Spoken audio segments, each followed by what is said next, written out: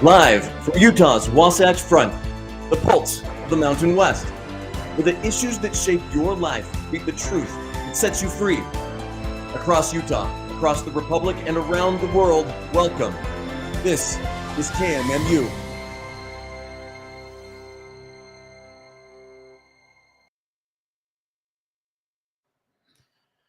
Hello, folks. This is Talk with Jon here on KMMU, Main Street Media, Utah. Why am I chuckling? Because I almost gave out the call letters for K-Talk that I used to do a show on. Probably it's not been a year, but it's been close to a year since I did the show there. But so let me give a little love to K-Talk. Love those guys. Fantastic group. Appreciate the heck out of them. Great people. Enjoyed the heck out of my time there. And if I start making millions, I'll be back again. But this is Talk with Jon. I am your host, Jon, here on Main Street Media, Utah, KMMU.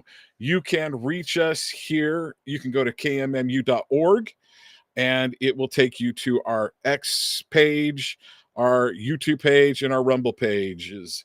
And you can see the past shows, not just Talk with Jon, but other shows, The Gowd Crowd, and many others. So please go visit that website, look at those other shows, and just great people. Then I want to say thank you to my producer, Dwayne Benson. Thank you so much for being here. Maybe I shouldn't give him Dwayne's last name. I don't know. Maybe I won't do that again. But nonetheless, Dwayne, appreciate the heck out of you.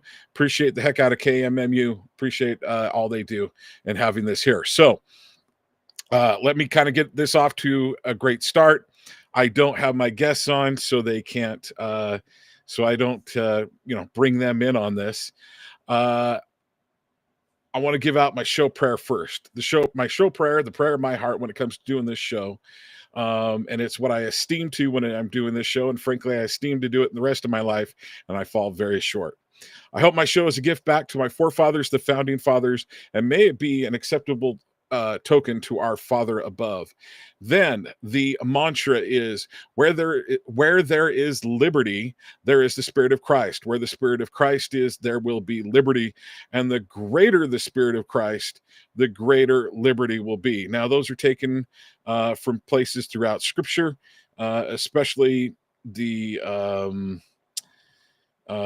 2 Corinthians, and forgive me, I don't remember where it exactly is in 2 Corinthians that talks about the Spirit of Christ and liberty. But let me bring up my guests. Now, I do want to do this, and I hadn't mentioned this to Phil, and I forgot to do this last week. Michael Letts is a minister and a chaplain. So I said a couple shows ago, hey, Michael, every show that we do together, I want you to start it off with a prayer. Phil, I don't think you'd have a problem with that. So, Michael Letts, will you please start us off with prayer? I'd appreciate it. I'd be happy to. Father, we thank you for this time that we can enjoy making sure the truth is known to all your creation. Bless this time. May the words of our mouths, the meditations of our hearts be acceptable in your sight, O Lord, our strength and our Redeemer. Amen. Amen. Amen. All right. So, something that I'm going to say this. I do everything I can to bring people that are truthful, that I believe. Someday I've had Spencer Cox on my K-Talk show, and there's been a few people that I haven't believed. The two people that I have on have shown, in my opinion, to have the highest degree of integrity. I have never found them to everything that they have ever told me. Nothing has ever been anything that I have questioned of integrity.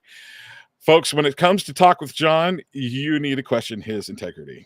I can speak to that because I've been wrong on some things. I try to own up when I'm wrong about things. But we're going to do our best to talk about things that we believe, we either know to be true or we believe to be true on this show today. Now, Phil Lyman, let me to the audience, let me introduce Michael Letts again. Michael Letts is the CEO, founder, and president of Invest USA. Invest USA has provided over 17,000 bulletproof and active shooter vests across the nation to law enforcement and first responders, and as well to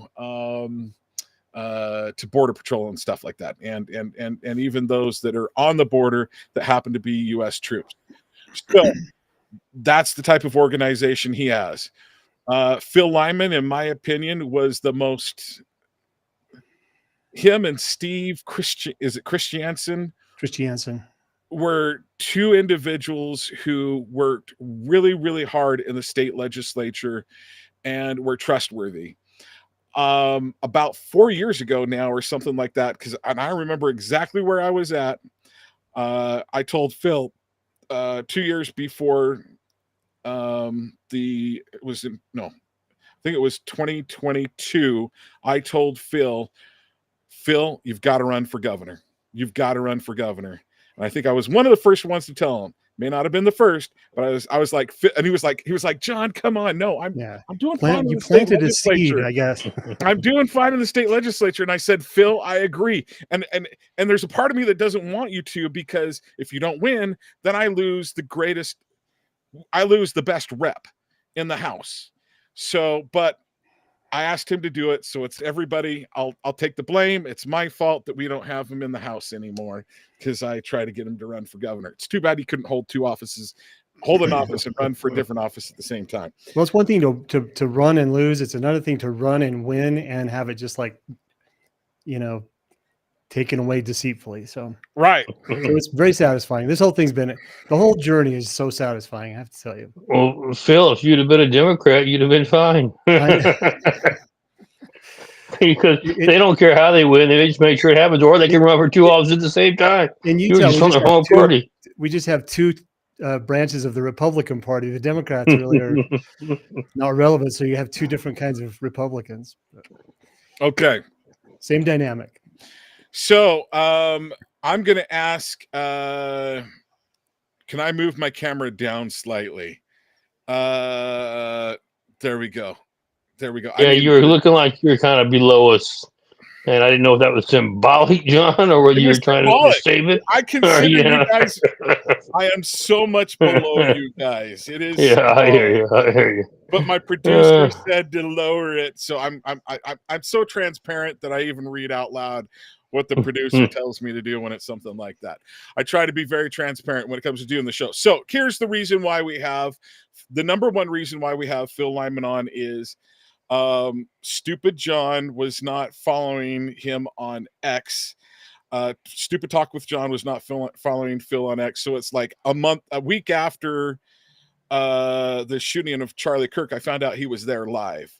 When he was interviewed on Alex Jones, I was like, holy crap. And there were a couple things that he didn't expound upon, because Alex Jones doesn't know enough what's going on in Utah, that it will have national relevance eventually, but what's playing in Utah and why I think it matters. And so I'm like, I've got to get Phil on. There's a number of questions that I have for him. There's some things that I want to walk through. I know that Phil has been on a number of programs, including our Monday program. The Gowd Crowd did a great interview, folks. Go to kmmu.org, click on YouTube or Rumble or X, and listen to that interview at the very beginning of the first hour. It's well worth it. But there's some things that I want to touch on, what you've already talked about, Phil, but I also want to develop a little bit more. Oh, so crap. We're 16 minutes in already to 4 o'clock. All right. So I'm going to ask you this, Phil. Will you please walk us through kind of how you came of the shooting? Just let's say about 10 minutes before, maybe, hey, this is how I found out about it, knew I was going to go, maybe 5-10 minutes before before the event started, and then how you moved away from being up close like you were back. And I want to talk about what was happening there.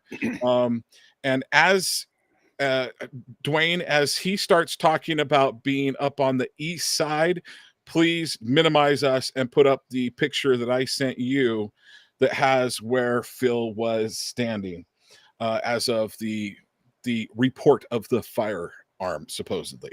Okay, Phil, take it away. Okay, well, thanks, Oh, John. wait a minute. One more thing. Yeah. Michael, anytime you have any questions, please jump in or comments. All right. I'll be glad to. Go. Okay. Thanks. And it's good to meet you, Michael. And I'm looking forward to talking about this today. I guess to start with, I do, heartfelt condolences to Charlie's family. And I never want to miss that, that tribute to them and their family and his kids, and such a good man. And he deserves a lot of love and respect. So I'd heard, a few weeks before that he was coming, maybe 2 weeks. And right off the bat, with a couple of people on my team, I said, well, do you think we should go? And they're like, absolutely, we need to be there. So headed up, and I've got a lot of friends in Turning Point. I've been to a number of the Turning Point events in Florida and Arizona, and have talked to Charlie over the last several years. So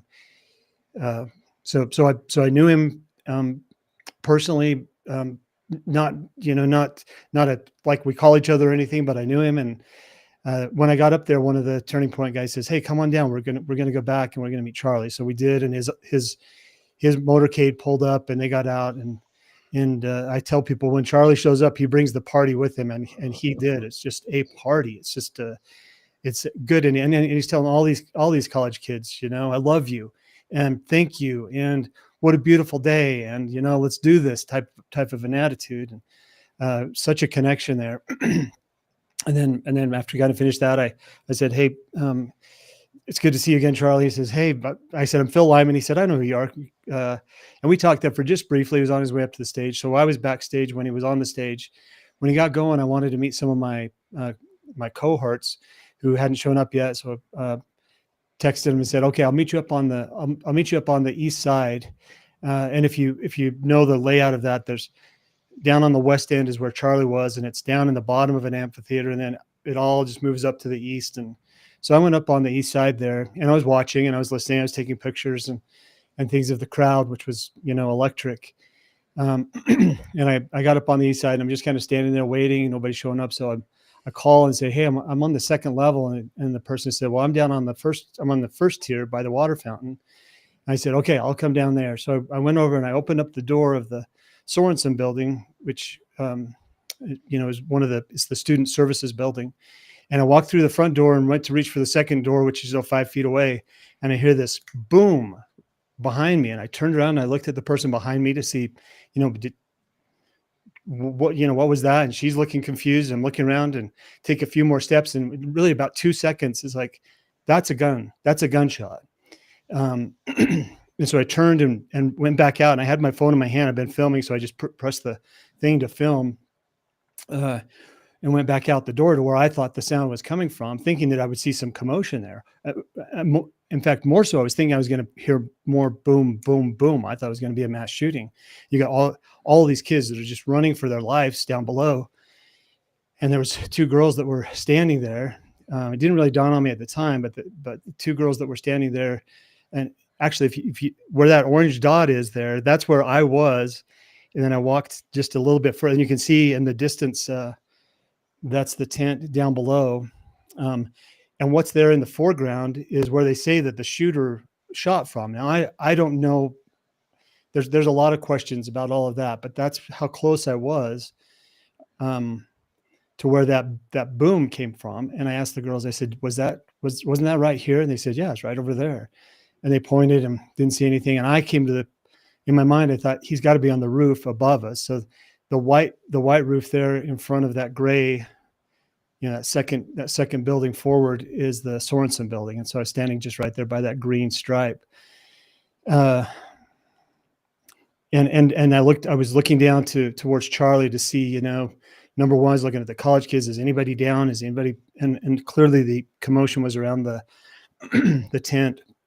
And I could see that they were rushing, who I assumed was Charlie, that they were rushing him off, and I was hoping in my heart, just hoping that it was a scare, not a mortal shot. then went on down, ran downstairs, met with the person that I was trying to meet up with, and we went out in the courtyard and we're talking to some of the kids that we just been with, and they were kind of confirming, what we saw was fatal. It was they're very traumatized by it, and so that was the kind of the experience at the scene, and then it's really strange, John, how this whole thing. I told somebody this last week. I said this feels like a simulation. I can't quite wrap my head around everything that's happened. But where UVU sits is my grandpa's old farm. The sand dunes there, the orchards, and all that kind of stuff. So I played there as a kid, and a lot of my family still live next to UVU, and I'd parked there that morning. So I said, well, let's go back over to, let's go over to my aunt's house where I'm parked, and we walked over there and hung out for a bit. And they said they had the shooter, et cetera, et cetera. And then they said, no, we don't have the shooter. Then they said, now we have the shooter. They said, oh no, we don't have the shooter. But in the meantime, while we're there at my aunt's house, these people start coming through the yard in the back. Somebody said, there's Army guys in the backyard. And I looked out, and it's, people, law enforcement with about 8 of them that were combing the bushes right there all around that house. Then they start hearing helicopters, and pretty soon someone called and said, hey, there's another suspect, so maybe lock the doors. And so we were there for another 3 or 4 hours, just waiting, hearing reports. Everybody that was there was certain that Charlie Kirk, that was a fatal shot. But then you hear, oh no, he's at the hospital, he's fighting for his life. It's like, well, so you say a prayer, another prayer, hoping that that's the case. And then come to find out that, they're filming this Tyler Robinson, and he's walking right down that street, right in front of my car. So the ring footage, when it came out the next night, I was on Fox News getting ready to talk to Kayleigh McEnany, and she's playing this clip, and I'm like, that's my car. That's where I was. And it's just, again, kind of this surreal thing. But so all of that, and a lot of local people. I know the houses up there. I know the people. I know who lives where. So when they're talking about he went here, he went there, saying, well, did he go up to the wooded area? Did he go down in the ditch? Did he cross the fence? Did he get up on top? And did, is it in the Broderick's house, or is it over there by the Howells? Things like that give me some context, and knowing the other people in my family that's there, a lot of inside information, I guess, that started coming. And the more questions you ask about this, the more questions there are. And especially when they answer a question, it brings up 7 other unanswered questions. And so pretty quickly, in my mind, I thought this is a much more organized assassination than we're. 2 quick questions for you. What was the weather like? Was there any breeze? I don't think there was a breeze. Maybe a slight breeze. It was very pleasant. It was a beautiful day. And then from the vantage point where you were at, I know the supposed shooter was in the next building at a higher vantage rate. From where you were at, you said you didn't see anything when you turned to look up there, but looking down on the stage, what was the obstruction of the tent itself? Was it a major obstruction? Did you see the line of vision, the sight to Charlie, or no? Line of vision to where Charlie was sitting, right? Yeah.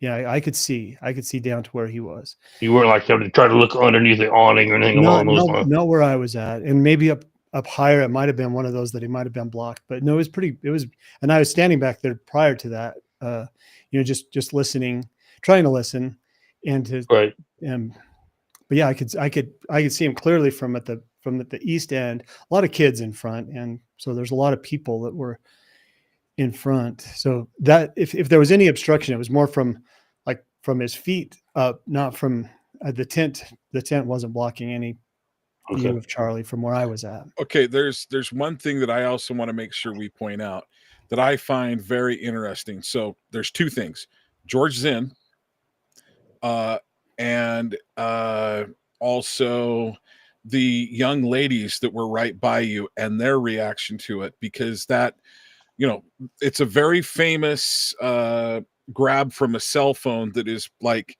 I don't know, about 10, 15 yards back. And if you call where Charlie Kirk was sitting, maybe about 10 yards to the left as well, there's a guy that looks towards where that camera is pointing, a bearded young man, probably in his 20s, and yay, we got him, is how he totally reacts. You had two individuals that you said were reacting similar. And because to me, this is where some of the questions really happen. But your Yeah. thoughts? So yeah, the two girls that I asked, was that not right here? As I stepped up next to them, and they're very goth, both of them, dressed in black and kind of crew cut, and they were there together. But as I stepped up, and one of them was looking down at the crowd, and it was a horrific scene watching these kids run and scream, and parents, and everybody was just like fleeing for their lives. And one of the girls kind of flipped her hand like that and said, "Go F yourselves." And then her friend said, "Go F yourselves," a little bit quieter. And my feeling then was like, that's a conversation I'm not a part of. I just wanted to know, where did that gunshot come from? When they said it was right over here, and they weren't pointing up to the building, and I wasn't looking up to the building because I thought it was right outside the door where I was at. So I wasn't looking back there. I thought it was here, at the Sorensen building. They said, yeah, it was right over there. So then in retrospect, as I thought about that, why were you not afraid? If you think the shooter's right there, why are you not afraid? So you combine the contempt with the lack of normal reaction, and it just tells you that they knew something that the other kids didn't. Either that, or they're really callous people. And then you see the other reaction from some of the people. And honestly, I don't judge their lifestyle. I don't judge their reaction. They can hate who they want to hate, all of that kind of stuff. But the interesting thing, same with the guy that's jumping up and down. It's like, hey, there was just gunshots here. Everybody's fleeing for your life, and you are like, out there cheering. That's an unusual response, unless somebody knows that there's only going to be one person shot, and that was just accomplished. And then you get into some of the Discord chats and things that we've seen, which you don't know whether you believe. If someone says, Charlie Kirk's going to get shot tomorrow, most reasonable people would think, well, you don't know, and that's not going to happen. But there was enough evidence there that people knew that there was going to be a person shot, and it was going to be Charlie Kirk. So okay, so another thing that you've said is you question whether the shot actually came from there. Is that correct? Yeah. So again, my cousin, when I saw the ring footage, I called him up afterwards, like, what in the actual hell is going on in your neighborhood? It's like, Such strong language. What would your grandmother say? So I was up there like the next day. I hung around, came home, went right back up, and went over, and so we're just kind of looking at the ring camera footage, and it's like, and I said, I don't think there's a gun in his pants, and especially not that gun with the scope on it. And so I'm like, and if he attached the scope, if he climbed on the roof and attached the scope, you're not going to make that shot. That bullet's going to hit anywhere except for where it's like pointed. It's going to hit something. And so I guess you could have a lucky shot, but typically in that situation, you haven't sighted that scope in, and it's not the type, it's not a sniper rifle. So when I saw the gun and talking to my cousin there, it's like, I guess he could put it like maybe halfway down his thigh and up his back. So we're trying to look at that. And then the footage that came out in the stairwell, this footage, they said, well, this is Tyler Robinson. And I'm looking at it, it's like, I don't know. I don't see Tyler Robinson there. And then why don't they show the video of the person in the stairwell? Because it's all video footage. It's like, why take that little clip? And then honestly, and we've talked a little bit about this, John. So the reaction, the immediate performance that started with Spencer Cox, okay, so this is a good point for me to jump in. Okay. I feel like I let the audience down last week when I had David Pine on and Michael Letts. That was something that we talked about, was the that news conference. I had alarm bells and blinking neon lights going, what in the world is going on? We've got Spencer Cox that is opening this up. And I'm like, and then I was like, okay, well, he's opening it up, and he introduces people. I'm fine with it. But he starts putting out timelines. This is what happened. And I'm like, okay, couple things. And I also want to throw in Kash Patel on this one. I'm going to throw him under the bus just a little bit, but also with, I was about to, so I don't know how this plays, but okay. Spencer Cox is a friend of Charlie Kirk. Now, there's a lot of people that probably know Charlie Kirk, maybe even Mike Smith, who is the Utah County Sheriff, who I think they are the lead now on this investigation. I think you meant Kash Patel is a friend of Charlie Smith, right?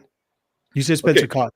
But okay, so I'm going. There's Michael Smith, who is the Utah County Sheriff. He may be a friend, but he's actually the sheriff, right? So I think he's got to be involved. Then I'm going to Spencer Cox. Spencer Cox, I believe, has at some point in time had somewhat of a positive. How about this? Spencer Cox acts as if he and Charlie Kirk were buddies. I don't think that's the case. And then you go to Kash Patel, definitely portrays that he and Charlie Kirk were friends. Here's the problem with that, all that happening, and with Michael Letts being in law enforcement. My concern is that something that could burn this investigation or the results of a trial on a pill here in the future? Michael, your thoughts real quick on that. It certainly brings the cause into question because of the fact that, there's been an awful lot of discrepancies within the Bureau's tracking of the investigation. There's been a lot of retractions. There's been a lot of different directions that have been taken.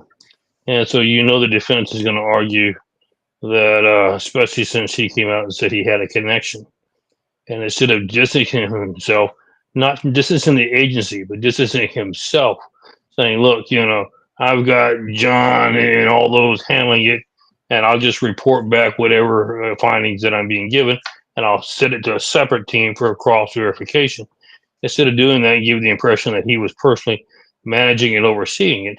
It's going to call into question, why were there so many discrepancies? Is it because you didn't like what the first report was showing and you wanted to control and change the narrative? It's a fair question. I'm not in any way implying anything negative towards Kash. I'm just saying that's a fair question, and one that's I'm sure is going to get brought up, and I'm sure is going to have to get answered. And the key in doing a good investigation is don't make any more obstacles for your team than you have to. You want to prove, you would just want to get to the truth and just state whatever the truth is and let the truth defend itself and speak for itself. That's what you need to be on. When you start changing direction, or finding out that, well, we need clarification here, I didn't quite say it right, or circumstances have now changed, facts have now changed, you're just going down a path that you really don't want to go down. What are your thoughts to that, Phil? Well, I appreciate, somebody that's got like the expertise in that area. For me, it's kind of my spidey senses, it's like picking up this and picking up on this. And when Kash Patel put out and said, we've used AI to enhance this photo, and it's like, oh well, the photo before was a grainy dude coming up the stairwell. Now it looks very much like Tyler Robinson, and I thought, that is a little bit more of an AI enhancement from my standpoint. So the gun, the limp, the thing in the back, the different videos that were coming out, and then the idea that he changed clothes on the roof or in the forest and buried and hid the gun and put it back to all of these things are coming, and you're looking at the video of him running and jumping off the roof, and it's like that video covers that entire roof, and they have him standing up and running away, but not him taking the shot. All of these things just lead you to say this is a patsy. This was an assassination. This is a patsy, and so, other people are saying, well, there's no way you could make that shot. It's like, well, you could actually at 30-06 with a good scope and rest it in the right spot. It's not hard. You put that on the target. It's 140 yards. That was the other thing too. They came out and said it's 200 yards. And I just pulled up Google Earth and it's like, Well, that's 143 yards. That's not 200 yards. And not that makes a huge difference, but it's like, so the people are saying there's no way he could have done it. It's like, well, he could make that shot, but everything tells me that gun did not shoot Charlie Kirk. And that's what I told, he mentioned that to, I think it was on with Alex Jones. And I said that I don't believe that gun was ever on the roof. And, Right. What you mean by that is you don't believe the rifle that was found in the forest, the Mauser that they report with the scope, you don't believe that was ever on the roof. I don't believe that gun was on the roof, because I don't believe it came off the roof with him when he jumped off, is what it looks like. There was a huge bang that was back there. My theory is that if Tyler Robinson was on the roof, if he had a gun, he was shooting a blank, and it was purely for distraction. Because all the other stuff that's coming out.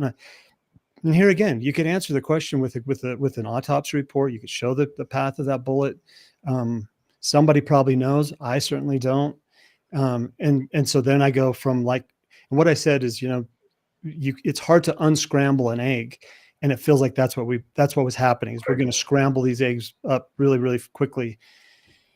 And so at that point, it's already been done, Phil. Yeah, exactly. So then you go back to like, well, what do I know? And I saw that, and I saw the performance of Spencer Cox. I saw those things that were red flags, and then you start looking into other people in the neighborhood that had other video footage showing Tyler getting into a car with another person.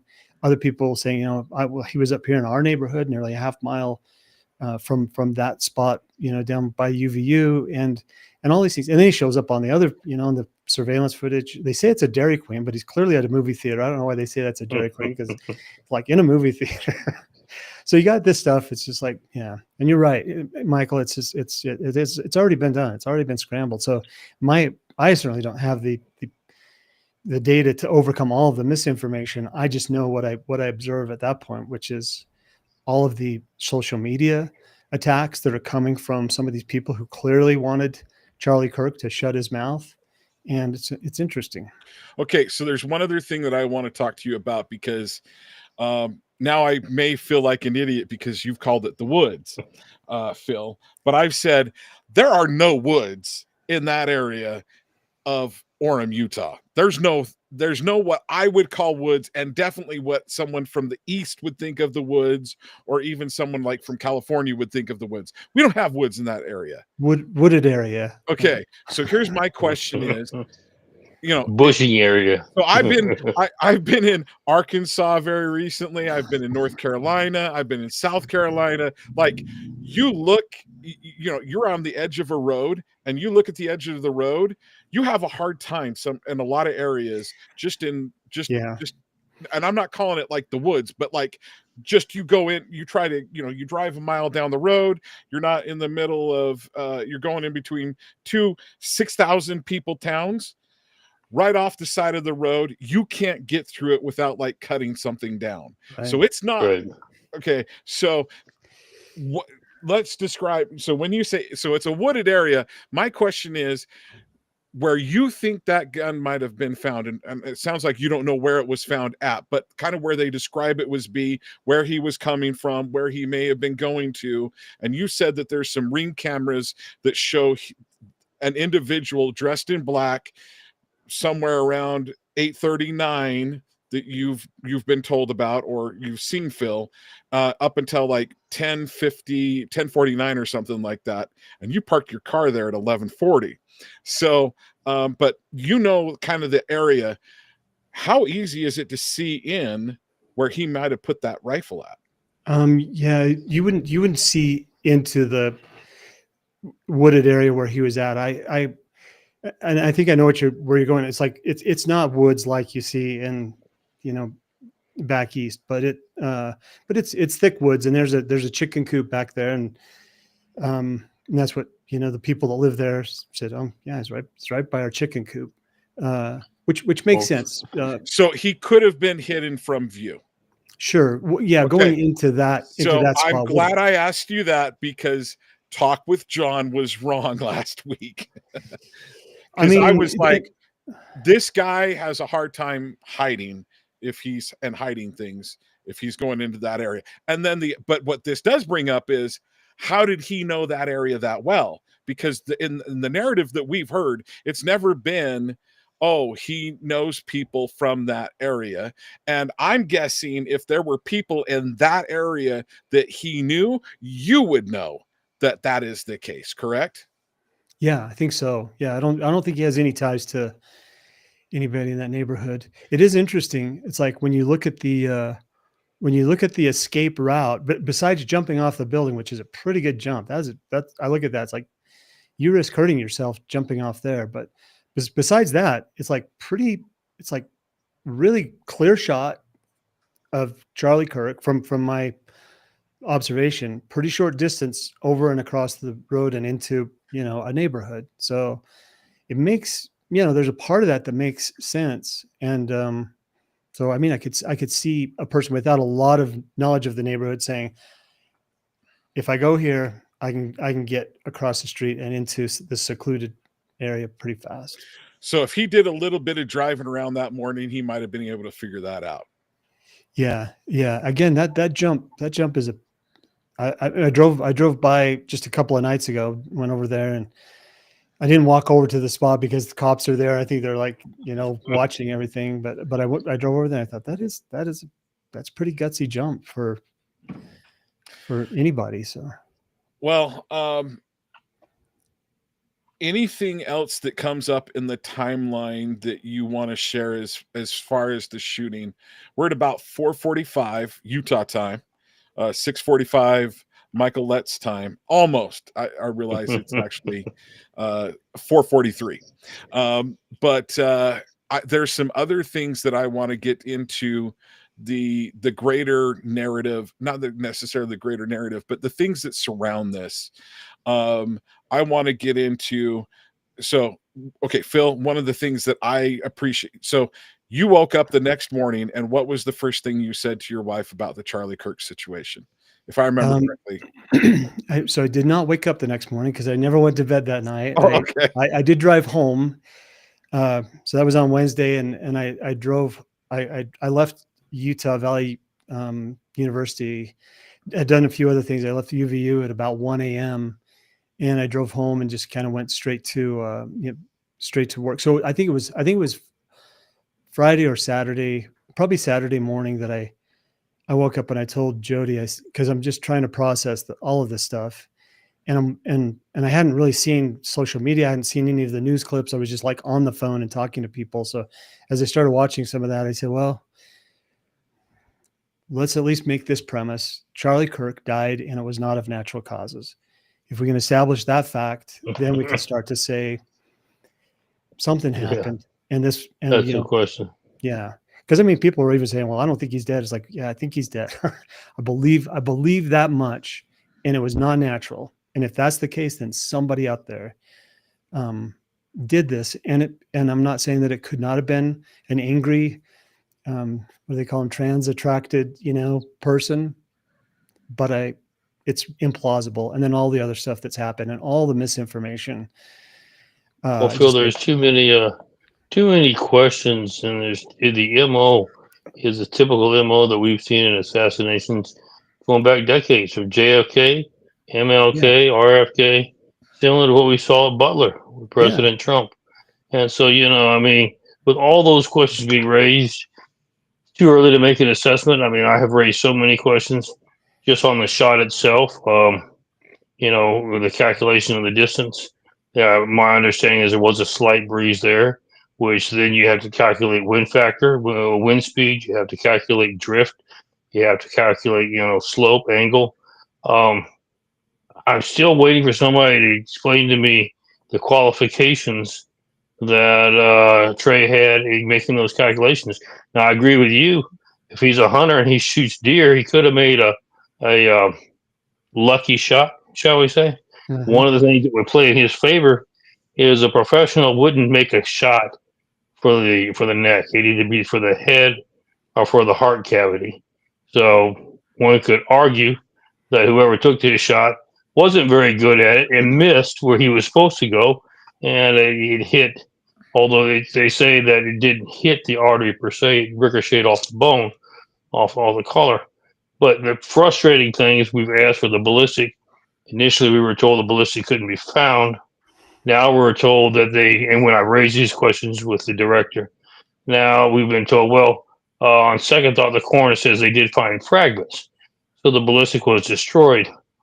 I can tell you that a sniper rifle, 306 or something along those lines, doesn't fragment. It has enough velocity when it hits, it breaks whatever it's hitting, changes the trajectory. Yes, it can cause it to ricochet up or ricochet inside the body if it's hitting the rib cage, bouncing from one rib to the next and do internal damage. It doesn't fragment all over the place. So that causes some question. The question that would come up when you're talking about the firearm, I've got a Mauser. You're saying it's a Kata K98 that was he used. You don't break one of those down. I mean, you got to know what you're doing to break it down.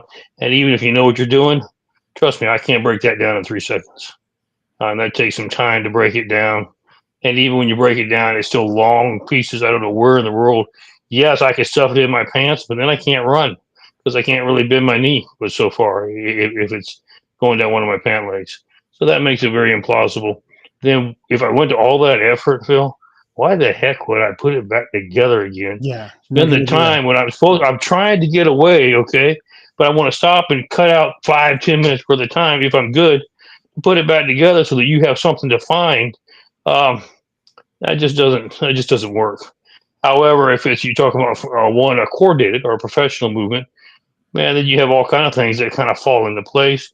One thing a coordinated person does is you have distractions. Obviously, we had a couple of distractions by people that gave additional time. You certainly don't leave any professional evidence behind. There are no casings left behind. There are no weapons left behind. You do perhaps place something to the side that could cause, distraction as to look at. That's plausible. But the actual weapon that was used, you would never do that. And so it's just more and more questions. And that's what I discussed with the administration, with the director. When you initially, because you remember the initial thought was, no, this is what happened. And if you don't like it, you're an idiot. That's the biggest red flag to me right there. That honestly is the biggest red flag. Like, because we have all the answers. It's like, you don't have all the answers. No, you don't. And that's why the director has now come back and said, okay, you're right. Let's take every question. If it is an idiot question, show the documentation why the question is not plausible or feasible, and move on to the next. But when you begin to tell people that we're not going to answer your questions because we've already got the known facts this early, just is not plausible at all. Plus, a lot of coordination work had to go into this, Phil. I mean, there had to be intelligence agencies. This is not when you're speaking, Phil, and I walk by you and I'm mad at what you said, I punch you in the nose. That's not a reactionary situation here. Anybody can look at it and not take very long to figure out this was a coordinated effort, a coordinated movement. And people that do coordinated movements are not a bunch of kids that don't have anything better to do that afternoon. This was highly organized. And yes, somebody paid good money to have this done. And we know that the Bureau has been looking into foreign intelligence, foreign government participation. And remember, that's the MO of everything else we've seen in this country over the last 6 decades. And the problem with that statement is, do we have answers yet on those? When you're involving foreign governments, you're beginning to look at security, national security, and things that you don't want to come out. And so you quickly go to what's the narrative that most people will buy, will ridicule those who ask questions, and then let's just close the chapter, move on. Yeah. And that seems to be where we're headed, Phil, right now. And that is not what this administration is about. And that's what I keep telling them. You promise to be different. You promise to be transparent. You promise to make sure that we drain the swamp, that we hold people accountable for actions. You can't hold people accountable if you don't find out what happened. You can't find out what happened if you refuse to share it. I know we know what happened. We're just not saying it right now. Yeah. And if you're going to do that, then what's the difference between that and any other administration? Come on, guys, we can do better than that. So I want to bring up George Zinn real quickly. We had David Pine talk about him. Phil, if I remember correctly, you've had a little bit of interaction. I mean, he's not like your best friend or something like that, but you've had some interactions with George Zinn. What are your thoughts there? Oh yeah, I mean, anybody in politics knows George Zinn. He's obnoxious. He shows up to everything, and he's in your face and interrupting and asking questions, and but he's George. Everyone knows George. So when they said it was George Zinn, the person that was caught, but they didn't really release that till after they removed him as the possible shooter. I was like, well, of course he's not the shooter.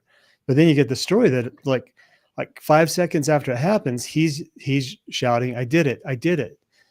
That's not that is not a normal response, even for a irrational, Right. socially awkward person. You don't say that. And he had a banana in his pocket, which is, again, an old guy might carry banana in case he needs his blood sugar up or something, but it doesn't make sense.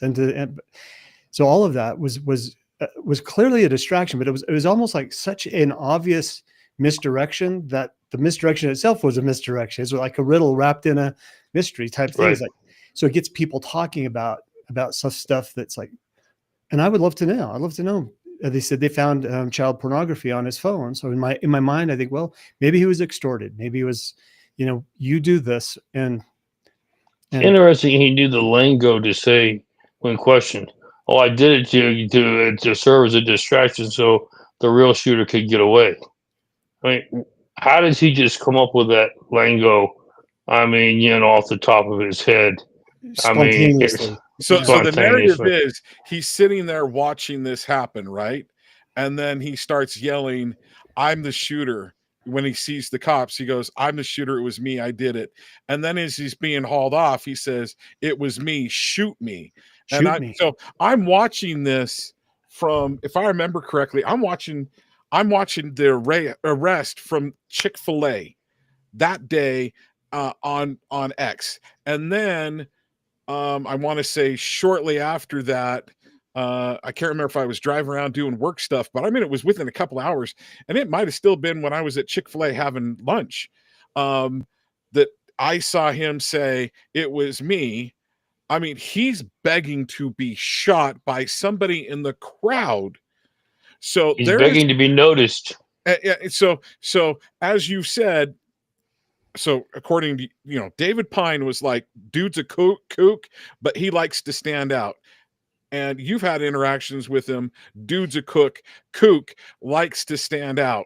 So I'm like, here's the other thing with George. If he's around, and this was a big crowd, so it's feasible, but I didn't see him, and he would have made a beeline for me if I was there. Would have made any elected official. He would have been up there talking to him, and he just always is circulating, and talking to people. Nobody that I've talked to saw George Zinn, which is really strange. Again, could be that they just didn't see him, but he's not the type of guy that just like waits until a moment. He's not a wallflower person, is what you're sharing with me. So that's weird. The other thing that is kind of interesting, and I do want to find out, some people said that there were people who said they were police officers who came out immediately, who were carrying rifles, and they said the rifle was like an old hunting rifle that this guy had, wooden stock and stuff. And they said that they thought that is weird. Now I saw a couple of guys run past me, shouting, "Police, police, where's the shooter? Where's the shooter?" And I didn't turn to film because you don't want to film police. For me, it's like, let them do their job. But there was when they said that, it's like, there was a couple of people acting like police officers that I thought, are those really police officers? And if this was a whole staged thing, the more you go, you can go down that rabbit hole of how staged was this, and were there people impersonating police officers, even with George Zinn and the arrest and some of those things. And again, that's a little bit far out, so I'm not suggesting that, but it's just some things. It's like there's more questions that could be answered so easily with some of the campus's footage, and they're not answering those. Okay, so I'm going to pause here with that. I'm fine, but with the those that are doing the investigation to not give a ton of information, but they should have gone from the beginning. I think it's what's is the district attorney Jeff Gray, I believe, his whole narrative from the very get-go should have been with everybody. Guys, bottom line, we're going to shut our mouths. There is a ton of video camera that is civilian. Go ahead and have at it, but we're shutting our mouths. And we especially when they found their guy, we're shutting our mouths. We're being quiet. I'm building a case. And he said he's seeking the death penalty. I'm seeking the death penalty. I want a rock solid case. I want to get, it is my job as a prosecutor to make sure that he gets a fair trial. That's part of his job. That's part of his responsibility, is to make sure that happens. But it's also his job to nail him and to give him that he gets the death penalty. And so I'm fine with the narrative being said, we're not doing anything. But the thing is, that's not what happened. That's not what happened. Right. Okay. So the other thing, John, is you get trumped. One moment, Michael. Yeah. Phil, what is your heart out? When do you need to go? I mean, I can stick around for 15, 20 minutes if I need to. Okay, because I definitely want to get some of your thoughts surrounding. I don't want to dominate, but I can stick around, John. And yeah, this is really important to Phil, if you're willing to be okay, I'm here from 4 to 6, and I might go a little past 6. You're here as long as you want. I told Michael Letts ahead of time that I was going to be asking you questions. If I know Michael Letts, he's just fine with you being here. No question. Especially with your experience, and so he's already asked you a few. I know Michael Letts. He's asked you some very significant, pointed questions to help him understand what happened in this situation. I agree. Yeah. So let me ask you this. Back what I was fixing to tell you, John. You're assuming that the state gets the final crack at this. I'm saying that will not be the case. The feds will intervene, and they will file charges, which gives them they'll have the primary jurisdiction, which that means that they will then control the narrative, and they will control what is released, not as released. And once they get around to controlling and setting the stage, they'll let the state come in after their convictions and all, and do whatever they want to do. But by then, they will have taken care of the evidence. They'll have taken care of everything they need to do, and it'll be in the story. It'll just be adding a sentence on to do after the fact if he ever gets out from the feds. I'm going to say this to fill in my position.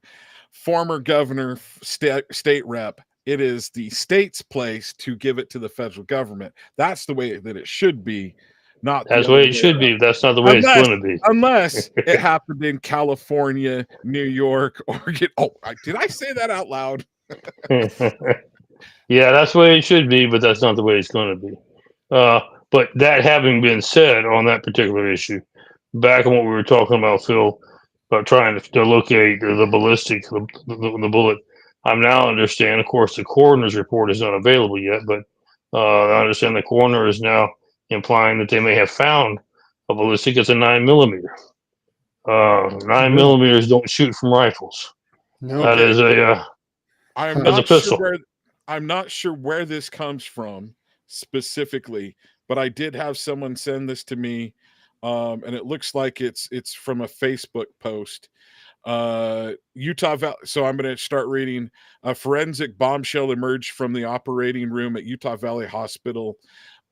Dr. Elias Thorne, the lead surgeon who fought to save Kirk's life, described the autopsy findings in a private briefing to the family and later leaked to the press. The bullet that entered his neck was a high-velocity round from a 9mm handgun, designed to expand and exit with devastating force.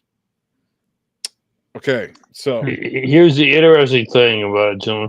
We can so easily clear up this question because I've never seen autopsy. Well, I have seen some, but usually autopsies are done within a relatively short time period after the murder has occurred, because that's what we do our basis on.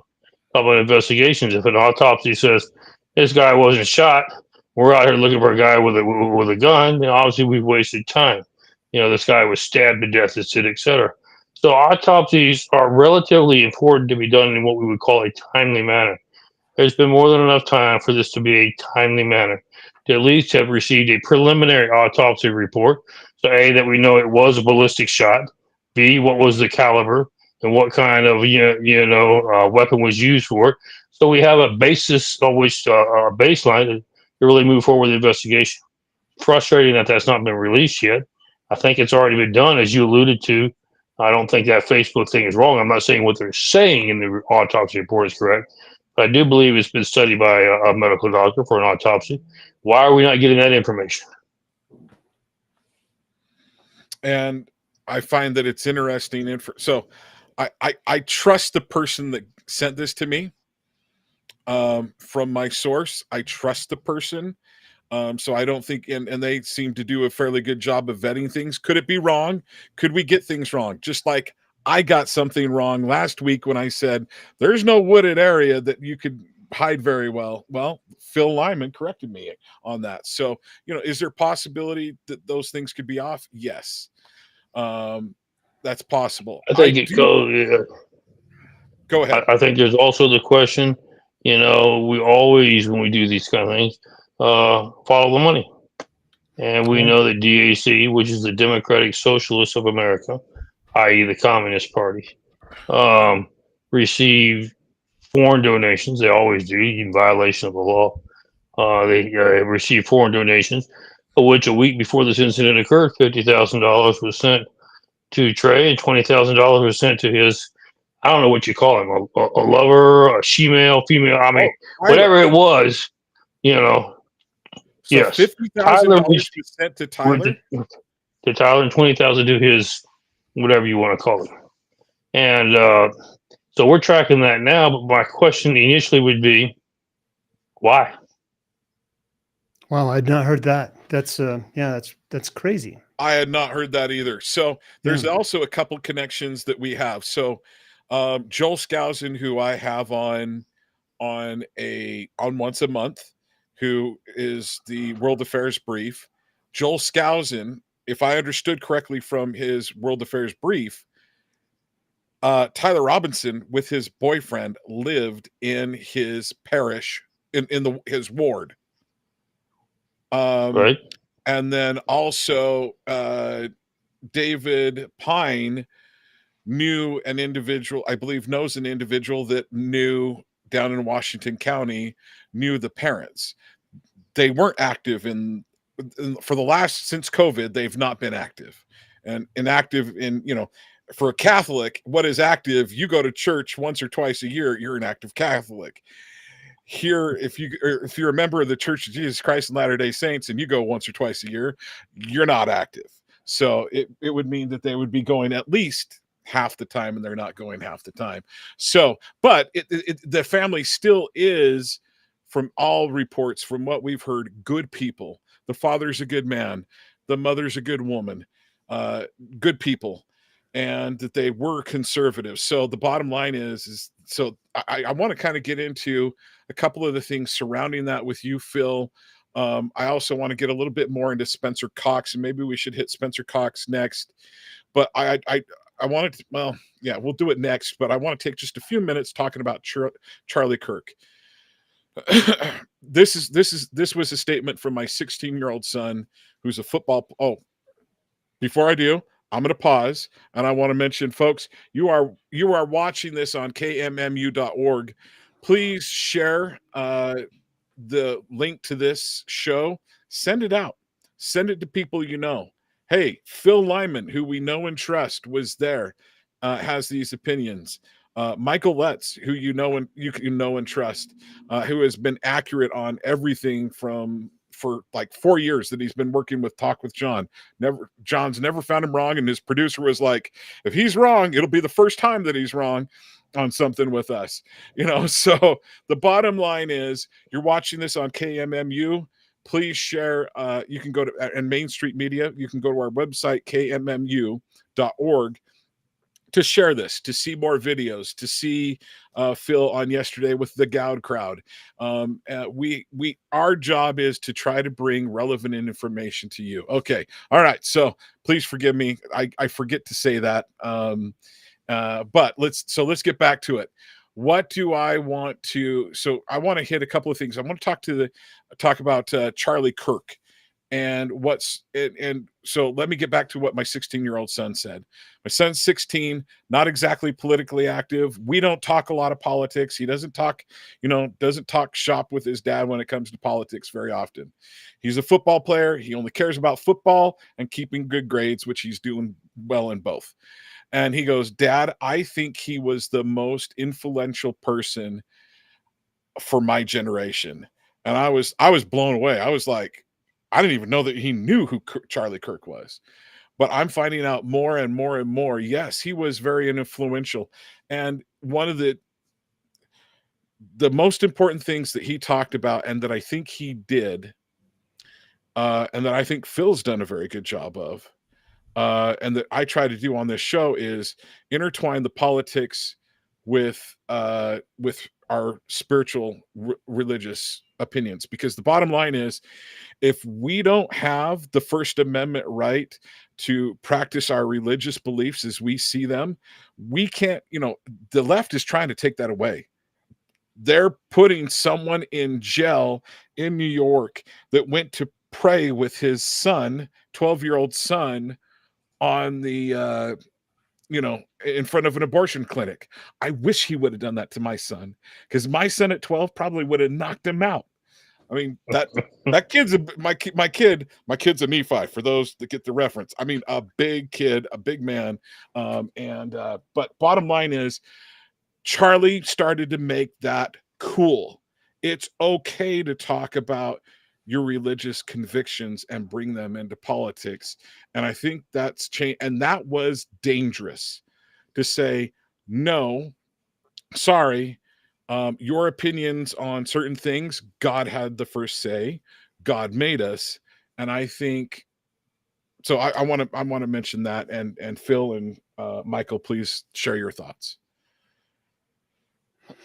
Well, similarly, I've got a daughter who's 30, so a year younger than Charlie, and she said, I love the gospel, love my church, but Charlie Kirk gave me a greater testimony of Jesus Christ than I got from any other spot, which is a powerful statement, coming from a young person.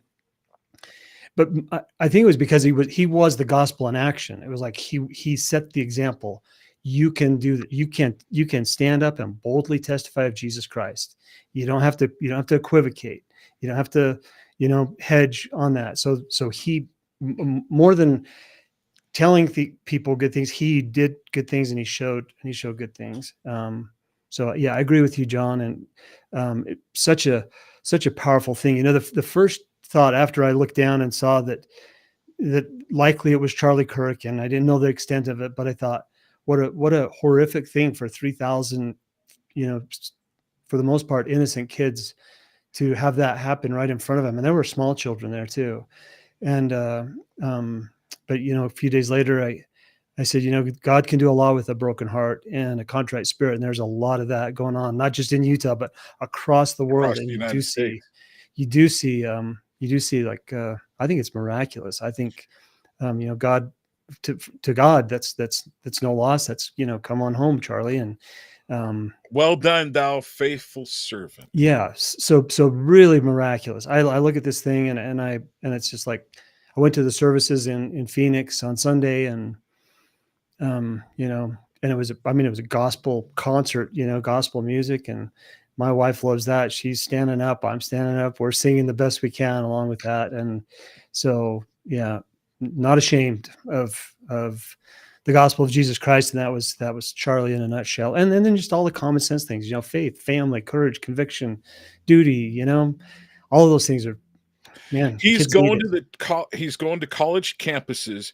where they teach an anti-Christ, anti-God, anti-religious perspective, an anti-family, and anti-marriage, and men, you are the problem.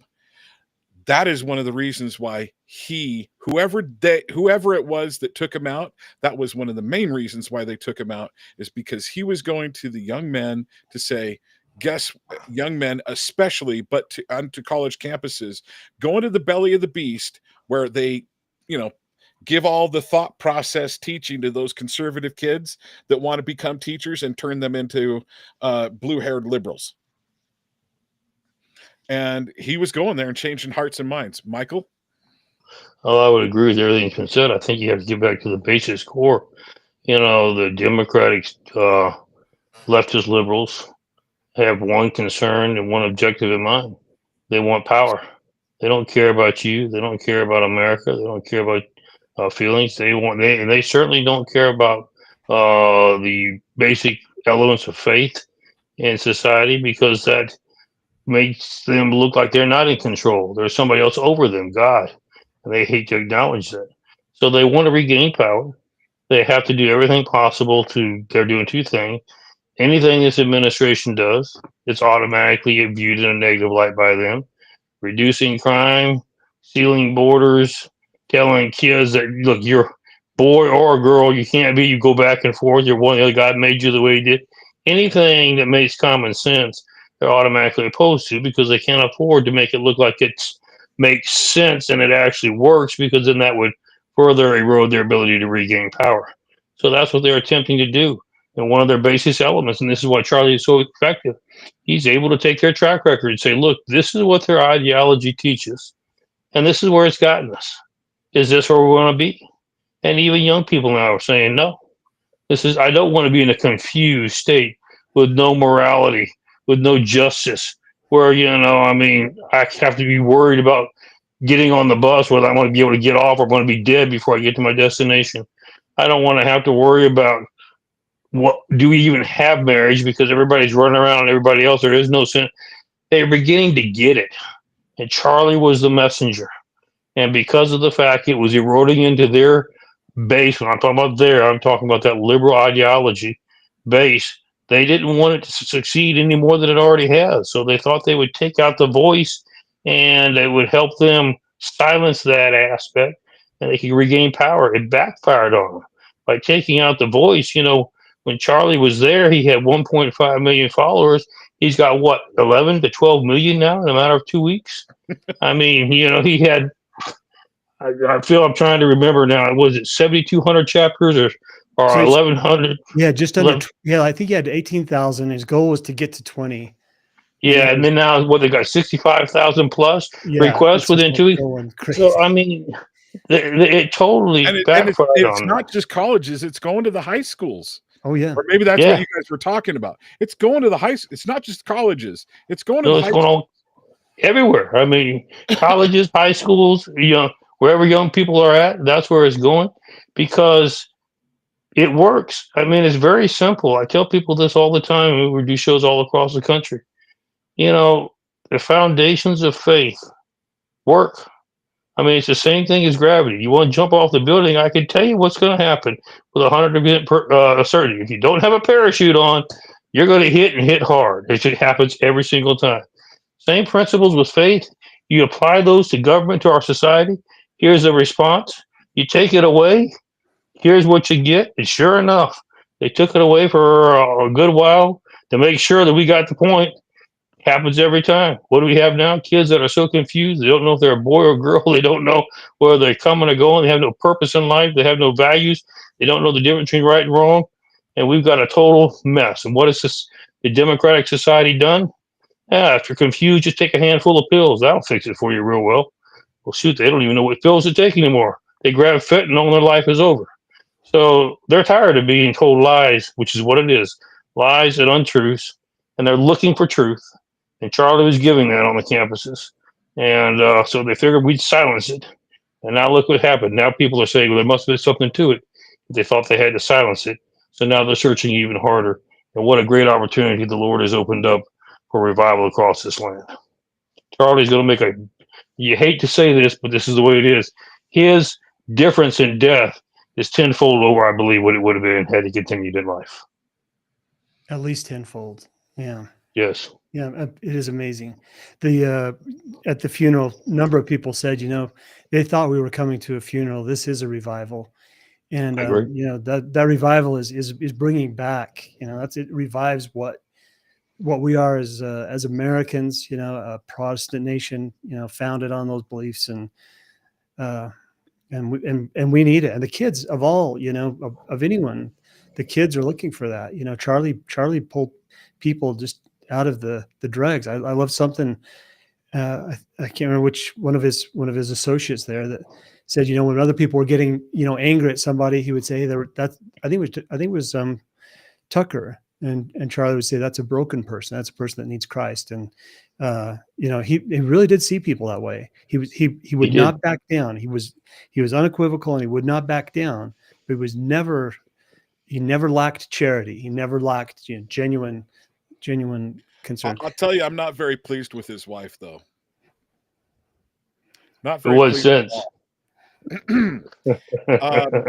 She said that Charlie never raised his voice at her and always gave her some type of letter every Saturday. I don't like you, I miss that. Mrs. Kirk, at all for sharing that information.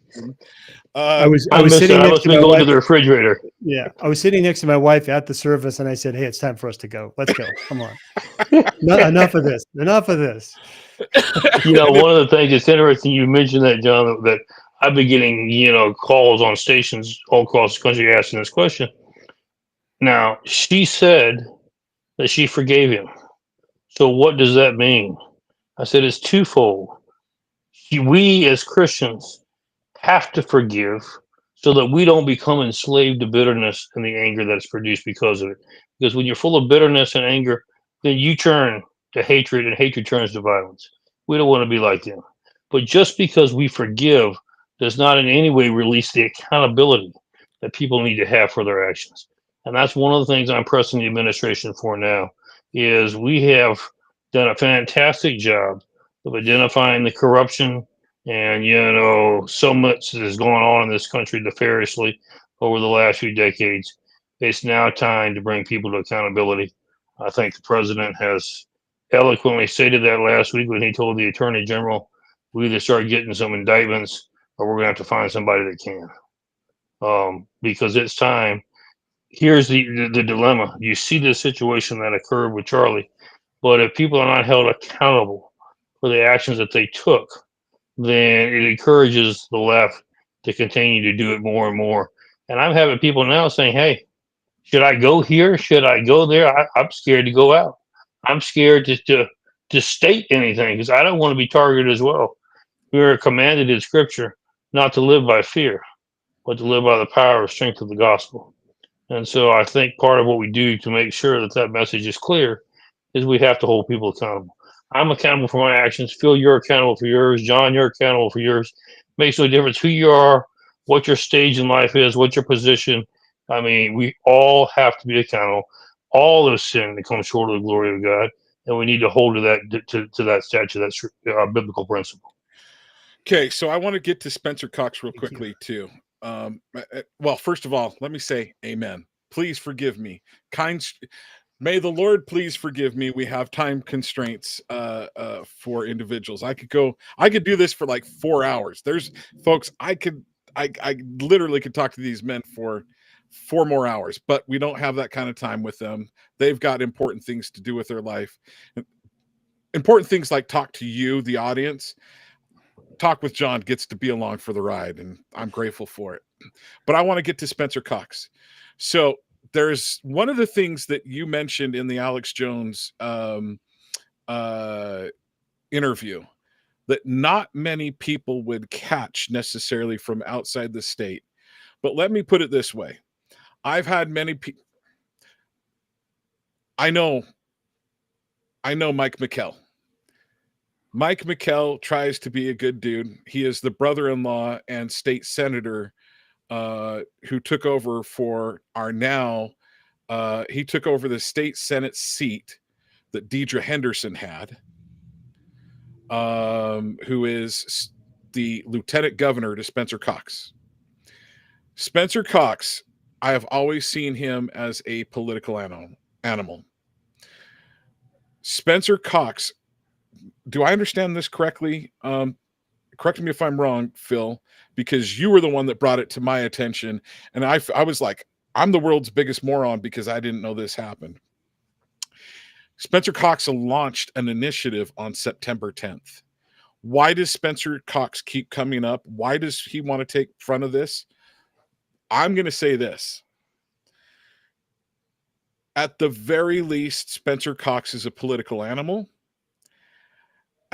And he is profiting off of being at the forefront of this situation. He is doing everything he can to ride it, and I guarantee you he is going for I've heard that he said that he is not running for another 4 years. He's not going to do another 4 years as the governor. Am I right on that? Yes. That's what he said. That is what he has said.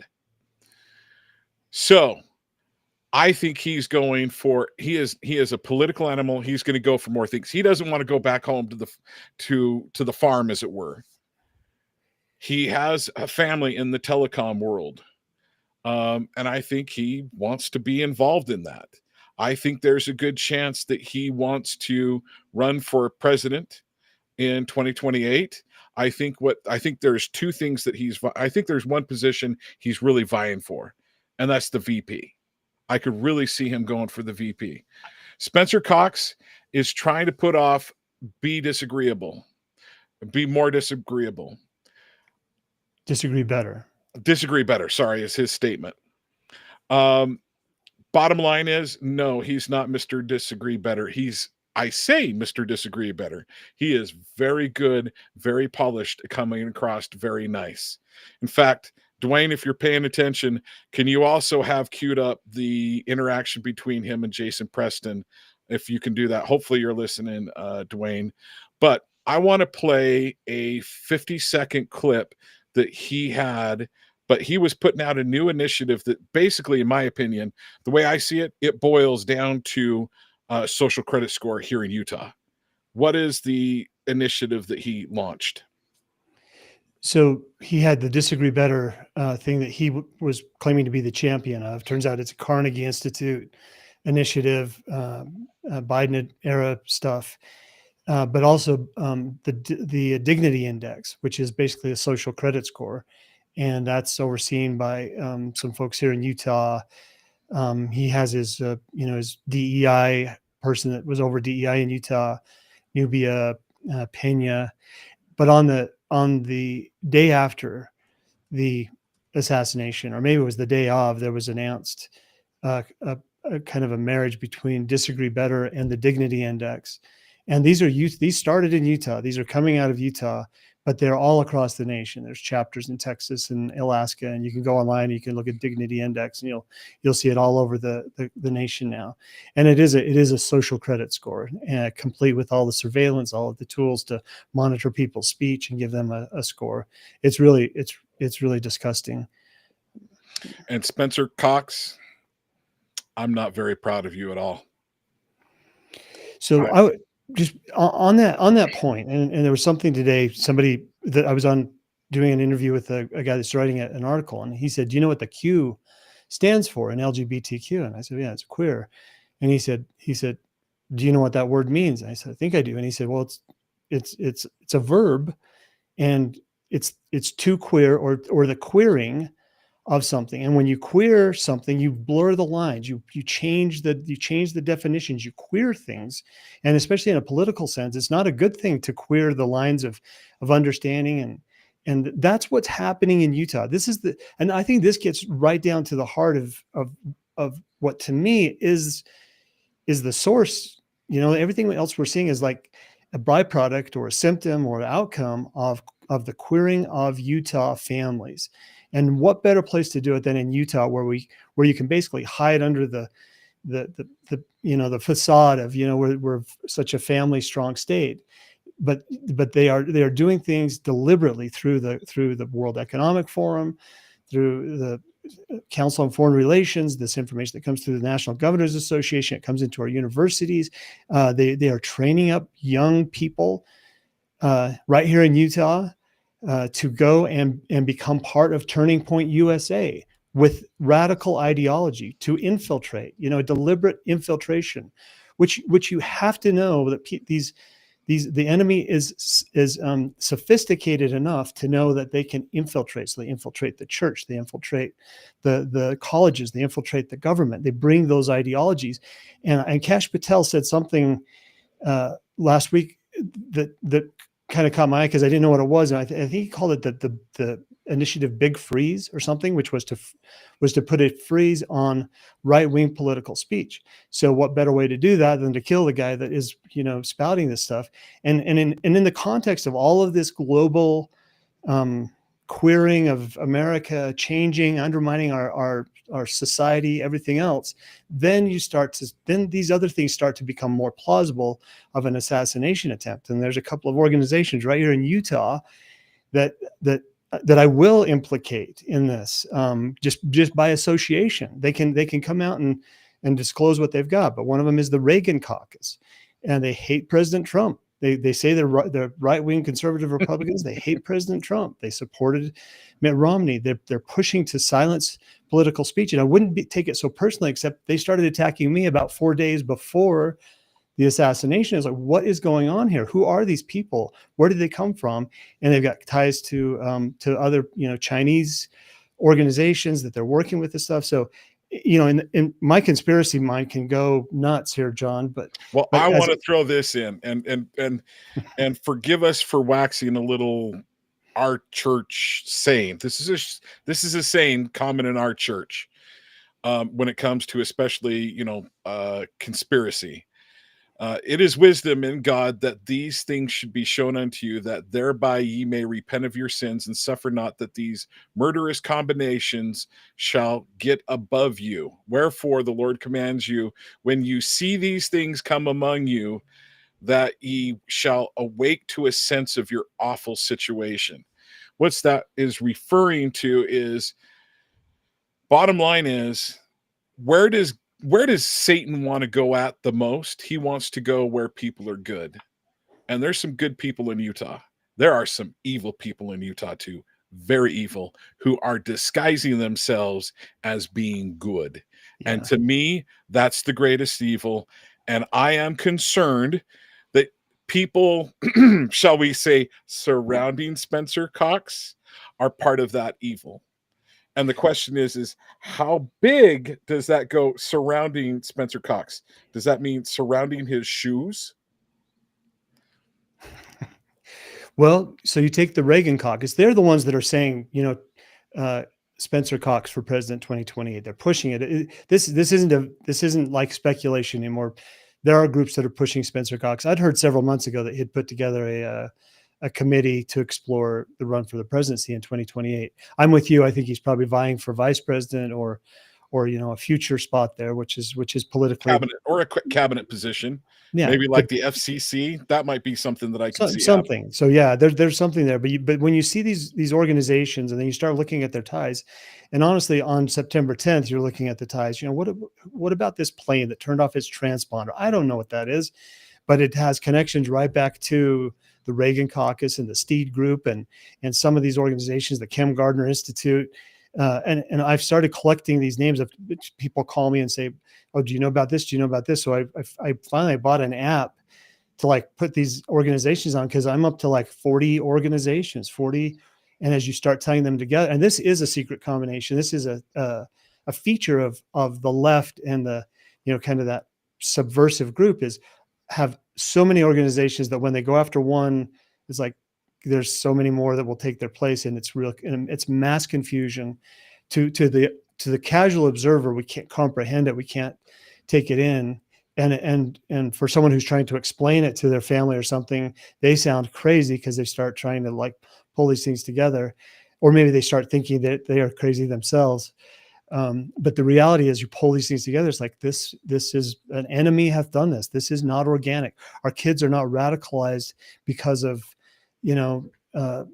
some natural occurrence that's like, hey, that's just kids will be kids. No, this is being imposed on Utah in a really, really big way. And Utah, back to your reference there, it says it'll be among you. And I think that means, if you're the kingdom of God, of course, that kingdom and the kingdom of Satan are at war with each other. And you find where these two things come together, a lot of casualties and a lot of government, a lot of politics, wrapped into this. We get back to the pedophilia and the child sex rings. And these things are not just perversions. They are contractual obligations to people. And so all this starts to become really, really ugly and really, really seedy.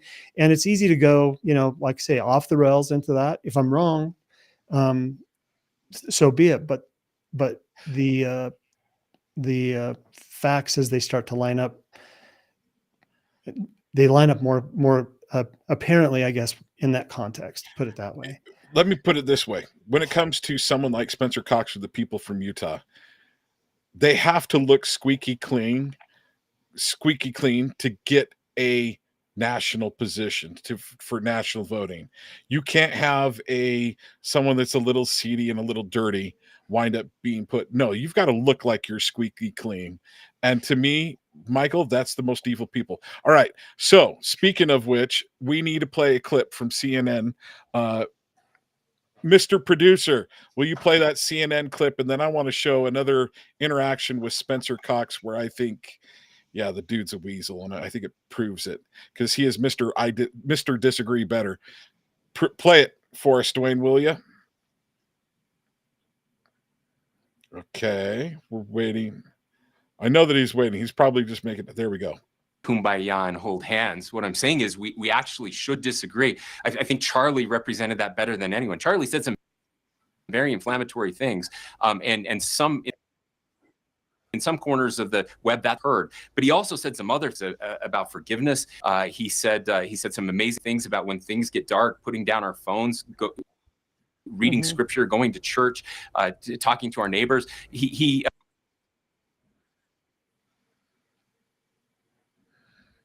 Uh-oh, it's buffering. It's editing. He said that we have to engage, and that's what I appreciate most about Charlie Kirk. Said if we don't keep talking, that's when the violence starts. Look, there are conflict entrepreneurs out there who benefit from radicalizing us, and I'm not one of those. I don't know that that's particularly helpful, but he is right at this. We need to find out how this happened, and we need to stop it from happening. Okay, so what was the statement he made at the very beginning of it? He said, speaking of Charlie Kirk, he said some very inflammatory things. What? That boys are boys and girls are girls? So Spencer Cox, no, Charlie Kirk never said anything that was inflammatory. That's why he got invited on CNN. He knows the narrative, and he's sticking to it. They didn't invite me on CNN. They don't want to hear, the truth. They want to hear the narrative, and that's all I need to hear about Governor Cox. He's got the narrative down very well. Yeah.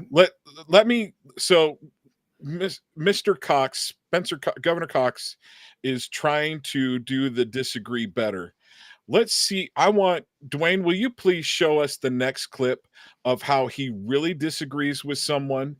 When he thinks he's behind the scenes and he has a little power over someone. Let's play what he's really like and how he really treats people. How's it going? Nice to see you. Tell me your thoughts on the smart cities that you guys are working on. What smart city? Smart city, yeah. I don't know what smart city. Come join us for Sandbag. It's not a smart city. I don't know what you're talking about. No, we're going. Sure. Look. I know what you're trying to do.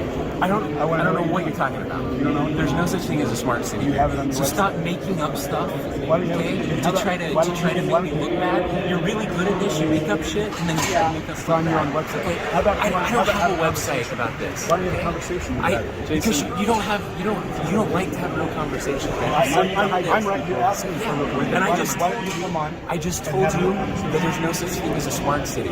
We're developing a new piece of land for the state, okay? That's what we're doing. They have open meetings. You're welcome to show up and talk to them. It's an independent position. There's all kinds of people working on it, all kinds of elected officials. There's you like to make up these conspiracies. It's great for you. I know it's good for your brand. I hope it works for you, but you don't get to make up shit about me. Okay, so good luck. Okay, the world. Is that a chess? Go ahead and pause it right there. Folks, Spencer Cox has never come out to the public and said, boy, I surely screwed up on this. That I know of, he's never even apologized to Spencer or to Jason Preston, who the guy that he went like this with, as you can tell, is taller than Spencer Cox. The guy that he did this to probably bench presses somewhere between 300 and 400 pounds and would turn Spencer Cox into a pretzel. And if it wasn't for the fact that he had his Utah Highway Patrolman bodyguard group around him, I guarantee if it would have been just Spencer and Jason out in some corner somewhere off on their own in the woods, Spencer Cox would never put his hands on Jason Preston, because Jason Preston would turn Spencer Cox into a pretzel. But that is the kind of man that I see that Spencer Cox continually, in my opinion, reveals himself to be. I would never do that to another man. But all of his physical interactions with him was trying to put down, you're beneath me, you're below me, I'm more powerful than you. You're right, you are Spencer Cox from the standpoint of you have highway patrolmen that were standing around you that's your bodyguard force. And had Jason reacted in the slightest bit in kind, he probably would have been arrested or something else would have happened. I'm going to say, Spencer Cox, you revealed the man that you really are. And that is a little snake who wants to rise up and bite someone when he can get away with it. What I really respect is a man that has more power than another man and is like Charlie Kirk and says, we're going to have this conversation. And maybe he says, hey, I can't have this right now to the other guy. But the bottom line is he doesn't take that physical interaction. So, Michael, I don't know if you've got any thoughts, but what Phil and I are saying is I suggest you put Spencer Cox in your I'm paying attention to this guy because I think he's bad news and I think he gets national. And we need to do things to fight him before he gets big enough. I think we're talking about a national issue here, much more so than just local or state. I mean, when you take a look at, Peter Thielen, who is he has these AI companies, and he's under contract with the government. I mean, I don't presently now. I disagree with the administration on this. We're pouring millions and millions and millions of dollars into these contracts to create a database on every American. Why? I mean, I understand that we have to do surveillance and to make sure we keep our country safe from terrorism. And we did a poor job of allowing those in, and we need to root those people out and get rid of them. But it's intrusionary to decide that we're going to create a database that is controlled by AI, that is controlled by a liberal philosophy, not a conservative. So trust me, whether you realize it or not, there'll be flag tags in that database of things that they don't approve of. And many of that being conservative values. Obviously, they're not going to say that, hey, this is Republicans doing this. This is conservatism doing this. Now, if it's conservatism and Republicans doing it, we would be doing it to begin with. So be careful, folks. Be careful. And if Spencer Cox, I think, was truly a legitimate, fair player, even Donald Trump has said, hey, there was talk about this assassination before it happened. Spencer Correct. Cox would be talking about that and would be mentioning it and saying at the very least, okay, why are these conversations happening? And it's kind of, so this is what my instincts tell me. Tyler Robinson is not like 100% patsy, as in he just happened to be some guy that happened to be in some place where a shooting happened. And like Phil Lyman was just, an innocent bystander, or like the thousands of young kids that were innocent bystanders. I believe Tyler Robinson, there is somehow he was pulled there and he's not a total. Well, he's definitely a part of it. There's no question. A patsy from the standpoint of that's not the guy that did it and he's going to take the fall.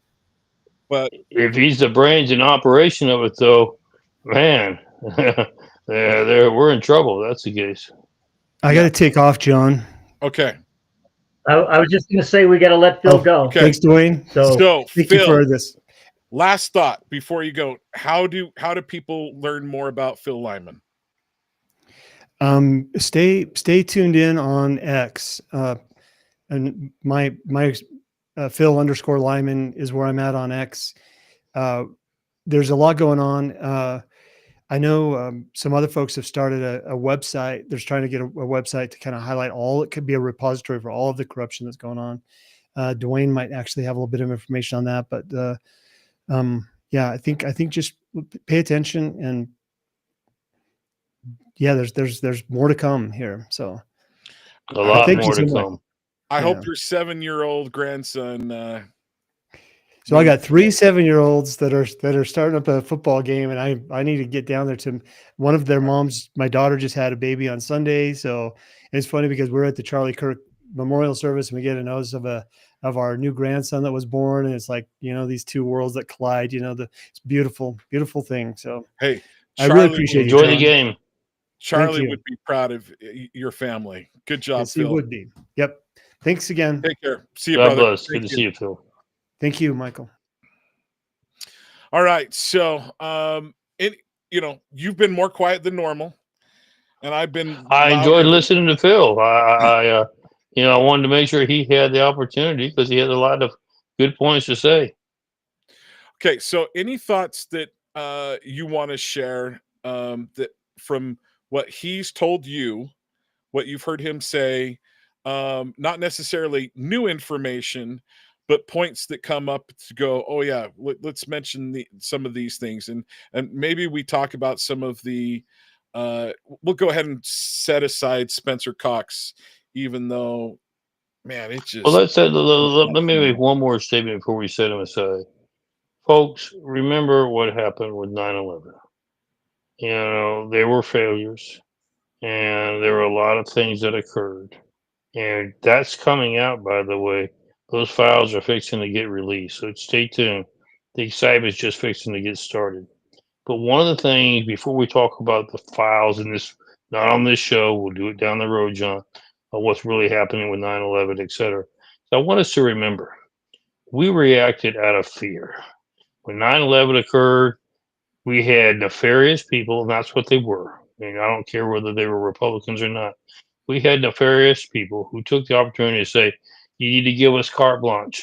We need to have the, Patriots Act. We need to have the ability to do whatever it is we need to do to make sure that this doesn't occur again.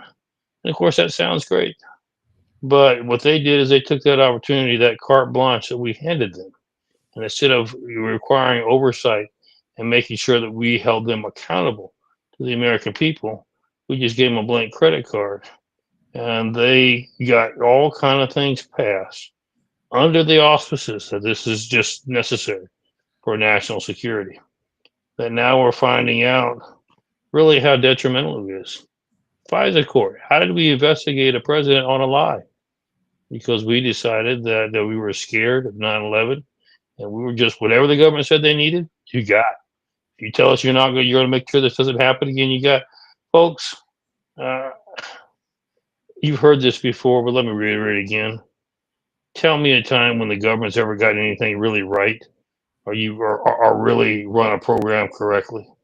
The government is known for people who they get in, they control the treasury, they control agencies, they have the power, and they say, I'll just stretch it a little bit so that I benefit. Well, if you're going to benefit, then I get to benefit. Then I get to benefit. And suddenly it's like a cancer. You have a corrupt government system that then you have a hard time controlling because nobody wants to believe that their government is corrupt. They don't want the whole system to collapse. So you got where we're at today, trying to figure out how to drain the swamp. Why am I saying this? We had a great tragedy with Charlie. But be careful of those who would say, oh, suddenly now we need to make sure we have all these databases with a dossier on every American. We need to do this, we need to do that. Let's step back, breathe, I'm worried about and make sure we know what's going on. I'm worried about the Charlie Kirk bill that they're trying to pass, brought by my favorite senator, Senator Lee from Utah, who's actually a really good one. I'm really worried about that. I think we have a right to be. And you would say, oh, you're just, what's the matter? You're a conspiracist, or you don't trust the government. Well, I can give you so many examples that, John, I don't need to be on the air for at least the next 3 days straight, 24/7, to give you all the examples of what the government has done and not in the best interests of the American citizens. So let me just encourage us. The best way that we can move forward is to be informed. That's why I make the time in my schedule to come on John's show when he has availability, because John's trying to do that. And there are other shows like that across the country. So please make sure in the past where we made a mistake as a country is we came back from World War II victors of defeating fascism, Nazism.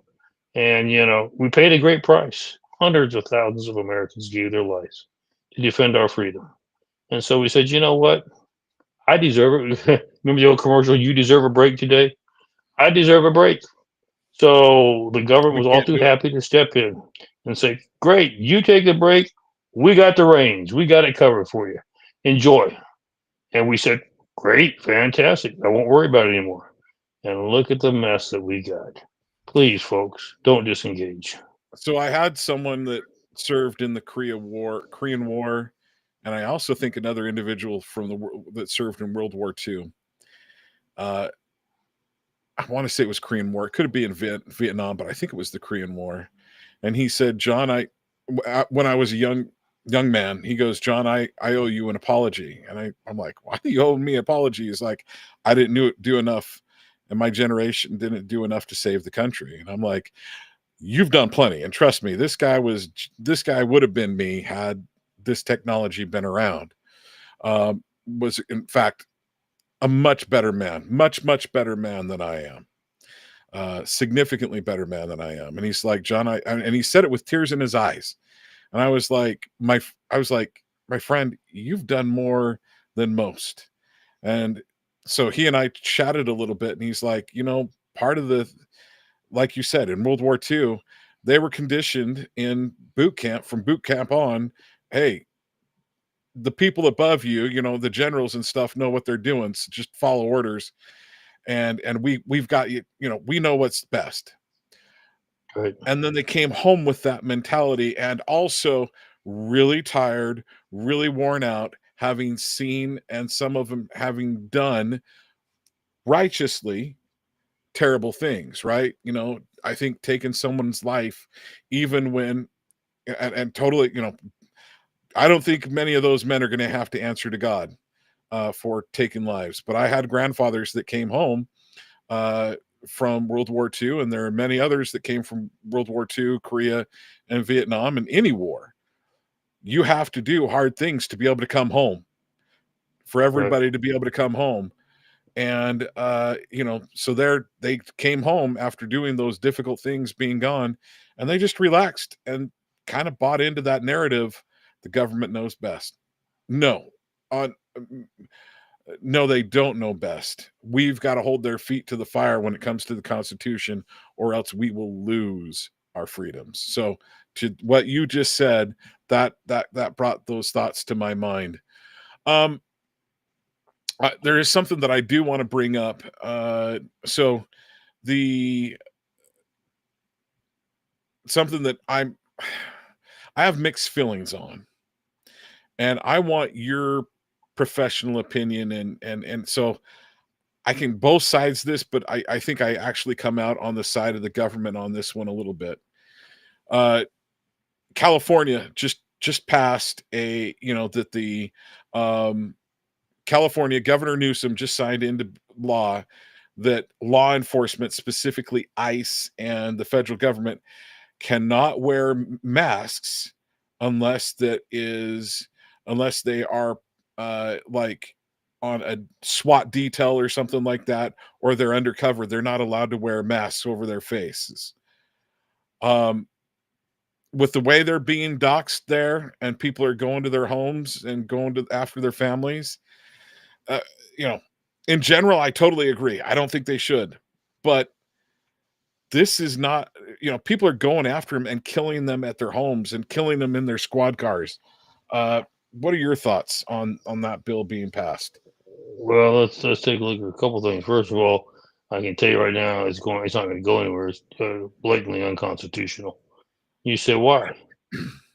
California is not paying the salaries of ICE agents. They're federal employees, and so the federal government will dictate what its policies and procedures are. You can't supersede that. And states have the right to control, have state sovereignty, state right to control within their borders. They cannot to control what happens nationally. And our founding fathers agree with that, because you can't say, okay, we're going to have an immigration process, and California say, well, we're not. So it come one, come all, because the way our system is set up is you can't say, okay, well, that's great for California, it doesn't affect the rest of us. We have open commerce, okay? What happens As in soon as they get in California, California, they're going everywhere across anyway. So that's the reason it was set up that way. There are issues that are controlled by the federal government to protect us all. And these are federal officers, and so that won't go anywhere. Now let's take it to the next level. So is he doing this also for state? And I believe he tried to make it sound better. He tried to package them all into one deal. He has the authority and he has the right to do that for state and local state officers, and then local officers will fall under the jurisdiction of the local. But it's in a pecking order. Should the local say no, you can wear a mask, we're going to vote to supersede the state. That won't fly either. I mean, the state will have the right to control the local areas in their jurisdiction. But the problem with this is this, John. It's what you alluded to. We have developed a climate that people are out to get law enforcement. And how did we develop that climate? We did everything we could to not have accountability, to put people back out on the streets faster than we could lock them up, to make it so that people think that law enforcement is no longer respected anymore. They're no longer valued. And so you've got a very critical decision here.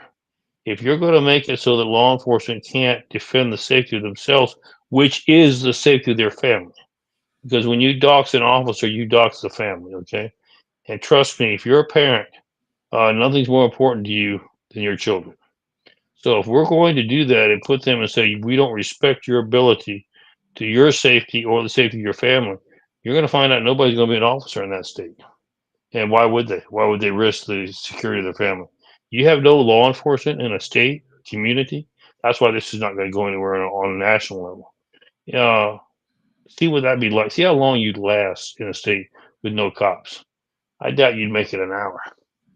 And the reason, and this is why it's just not. It's a bad policy. It's a bad idea. I would tell Gavin. We're looking at doing maybe a debate with him sometime shortly. When was the last time you wore a badge? When did you ever wear a badge?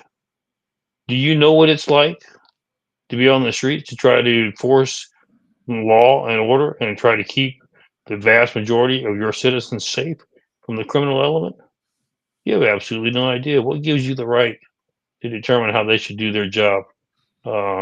Shame on you. Literally shame on you. But that's the way we're at today. Now, let's go back 50 years ago, 60 years ago. Certainly, I mean, it was a different era. And we didn't think about wearing masks. We didn't need to. But times have changed. And to have somebody come in and show so little regard for the safety of their officers when we're already having a hard time trying to build it back up. You remember we lost almost 50% of our capacity nationwide during the Biden administration.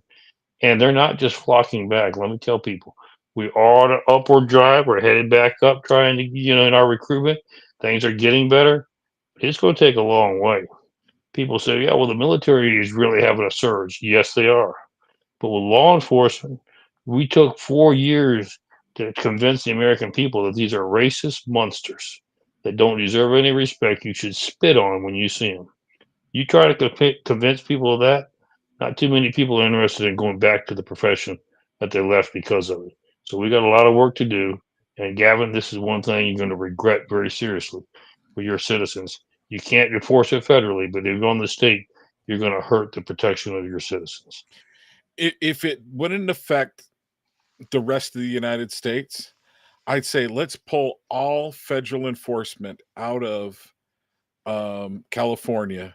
Let's put a little, we can watch them burn, and they'll burn The down. only way to do that is we're going to have to build a wall on the California border to the rest of the country and have just 1 or 2 entry points so that we know who comes across and filtrate the rest of the country. I don't think California will go for that.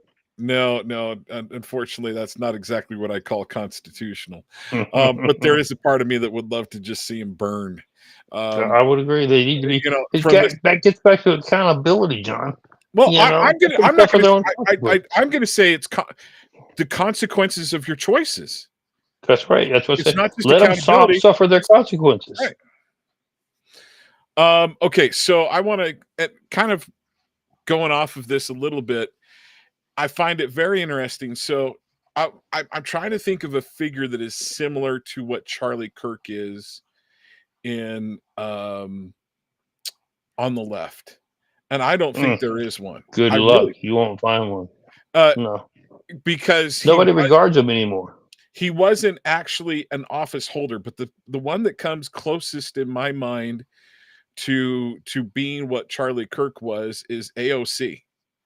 I think that's the closest, but she's an actual office holder, so it's a little different. It's not the same to me.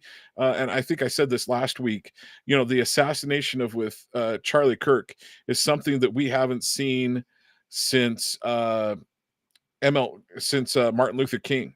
And that was done when he was at a motel. He was at a motel and got shot. So there was no video camera footage of it. But the bottom line is, if someone was to do to AOC what was done to Charlie Kirk, I think we would have there'd be places that would be burning themselves down. Oh, well, let me give you an illustration of what you were talking about. And Taylor Swift is their biggest liberal. They think who has the greatest following. Although she obviously didn't have enough following to sway the election, because that didn't work too well for him, did it? But you use a Taylor Swift. Yeah, if something were to happen to her, it'd be a total different reaction than it was what happened with Charlie. They have already clearly demonstrated to the American people how they operate and how they function.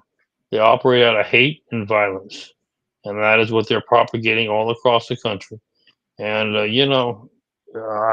appreciate the memorial service, and I appreciate the mindset of forgiveness, because that's what Christ requires.